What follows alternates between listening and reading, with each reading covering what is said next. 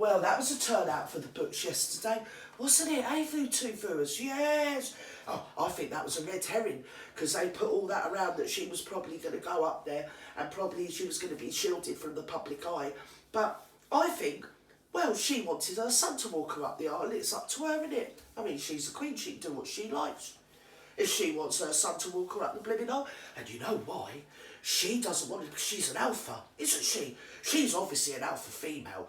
And she knows, no, I mean, you can't be weak when you're a king or queen, can you? You've got to be seen to be vital. And even though the poor old dame, I mean, she's 96 years old, she don't want to show one sign of weakness. No, she doesn't, because the minute she does, they'll be her bloody throat, won't they? Yes, they blimmin' well will. And then they had that blimmin' Prince Andrew. He was there. He's, I don't know. He's always been her golden boy. It doesn't matter what he does. He's always been her golden child. And we all know how annoying that is, isn't it, eh? I mean, it really is. I mean, you shouldn't really have a special child, should you? You shouldn't have a favourite. But unfortunately, he's dwindled his way in with her all these years. I mean, he is her son.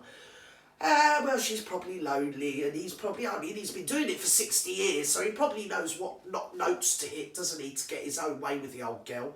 But it did strike me because, I mean, it's caused a bit of a hoo-ha. Yes, it has, two viewers. It's caused a bit of a hoo-ha because the other senior members of the royal family, well, their noses have been put out of joint because they thought they got rid of him. I mean, they've been sniping about him for years, they have. I mean, not that I'm allowed to say or anything. And obviously, when they're seen in public, they all smile and laugh and pretend they like him, but they don't like him.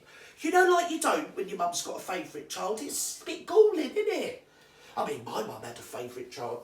Well, she had like any favourite child. I mean, they're all golden children as long as they weren't me. Yeah, so I can understand how they might feel.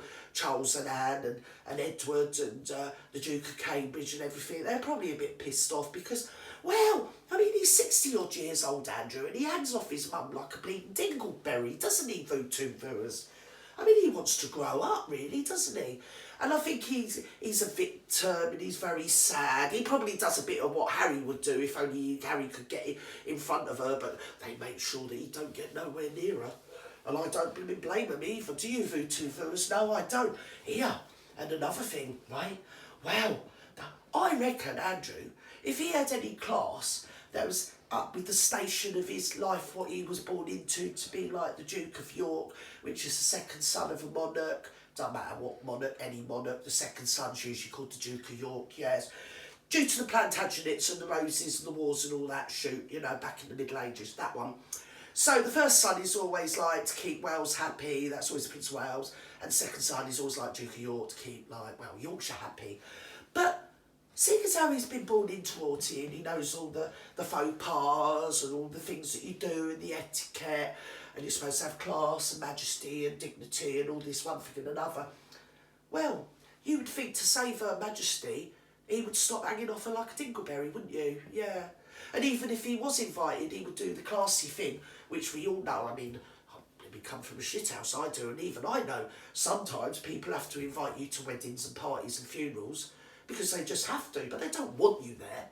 So they invite you, and then you just sort of, well, you've got a doctor's appointment that day and you politely decline. And that's the sort of ebb and flow of polite society, isn't it, really? But not with Andrew. He's just got to barge his way through, isn't he? Reminds me of the Monty Sitso too. You know, Rachel and Barry? Yes, thoroughly bloody pushy.